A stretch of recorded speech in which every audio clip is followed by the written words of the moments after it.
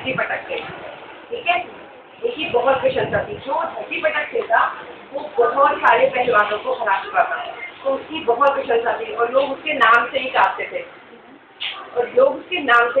और उसका जो भोजन होता था वो आम लोगों के भोजन से कहीं गुना अलग होता था। वो पौष्टिक भोजन खाता था। लेकिन जो मुखजोत सिंह है उसको काफी लोगों ने लड़ते हुए नहीं देखा था, लेकिन प्रशंसा किसी को होती थी। बहुत लोग उसको जानते थे और उसका नाम जानते थे कि वो बहुत बड़ा पहलवान है। तो धरती पटक सिंह के दिल में ये बात थी कि मैं इतना मेरी इतनी प्रशंसा है, लेकिन मैं कभी मुखजोत सिंह को हराया नहीं मैंने। क्योंकि ये बात भी अगर थी कि मैं मुखजोत सिंह को हरा के सबसे बड़ा पहलवान बनते दिखाना करता। तो इसलिए वो एक दिन मैंने स्क्रिप्ट में पढ़ी थी, तो वो चल पड़ा और मुखजोत सिंह के घर चल पड़ा। उसको आज मैं हरा के रहूँगा। जब वो रास्ते में जा रहा था तो उसे बड़ी जोरों से भूख लगी, तो वो एक ढाबे में पहुँच गया। उस ढाबे में ध्यान दो ढाबे में उसने वहाँ का सारा आटा खा लिया और वो लोग बहुत परेशान हो गए कि अब हम बाकी लोगों के खिलाएंगे, लेकिन उसने कुछ नहीं सोचा, वो खाता गया और वहाँ का सारा आटा खा गया। फिर वो बहुत दूर से प्यास है, फिर वो एक तालाब पे पहुँच गया। तालाब को देखा है ना सबने, तो वहाँ तालाब पे पहुँच गया।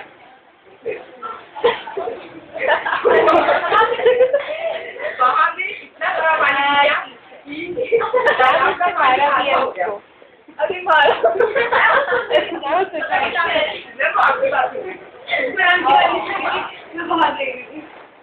तो वो तालाब का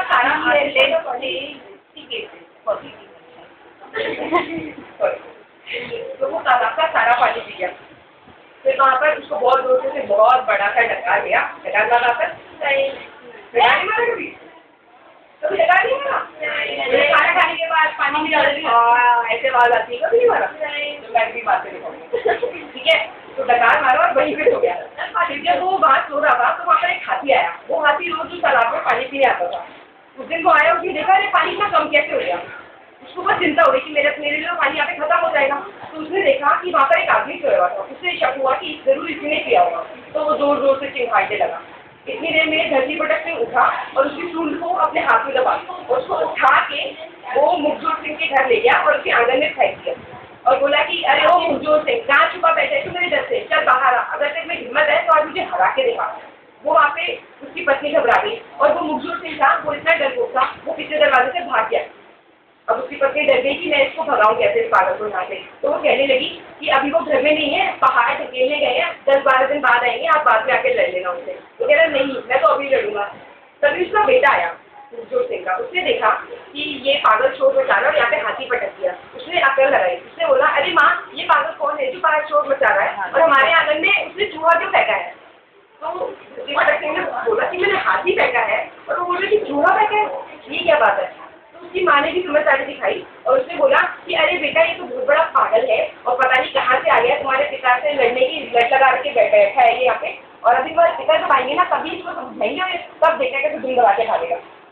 तब वो थोड़ा हैरान हुआ। उसने कहा पता नहीं क्या बात है, ये लोग डर क्यों नहीं रहे मेरे से, मेरा का नाम है, मैंने हाथी पट गया इनके आंगन में, डर क्यों नहीं रहे। तो उसकी माँ ने बोला, मुखजोत सिंह की पत्नी ने अपने बेटे से बोला अरे बेटा इसको झाड़ू से ना जरा नाली में पीछे।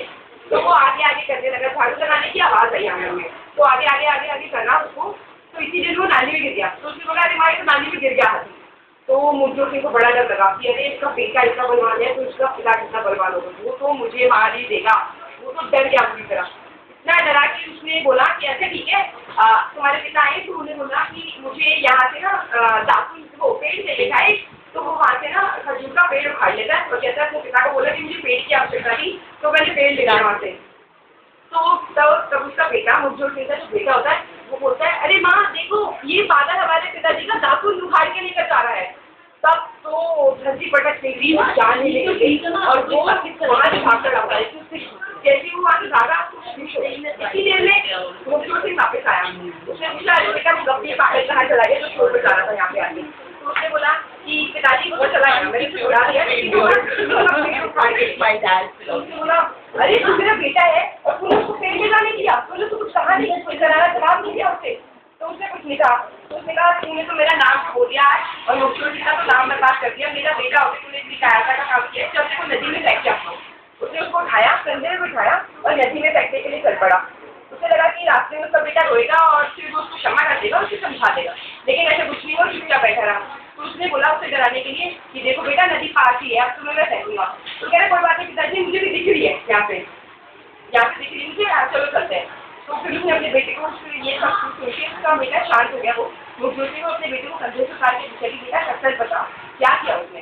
तो उसने कहा कुछ नहीं पिताजी, वो पेड़ उखाड़ रहा था और मैंने बस इतना बोला कि तुम मेरे पिताजी का दाफन क्यों लेकर जा रहे हो। फिर उसका बेटा बहुत खुश हुआ कि उसकी बेटे की समझदारी की वजह से आई से निकल गया और किसी तरह का नुकसान भी नहीं हुआ, एक पेड़ ही गया ज़्यादा से ज़्यादा।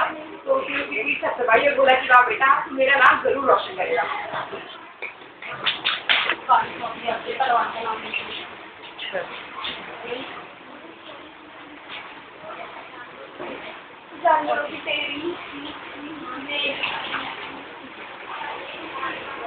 क्या कर रही है?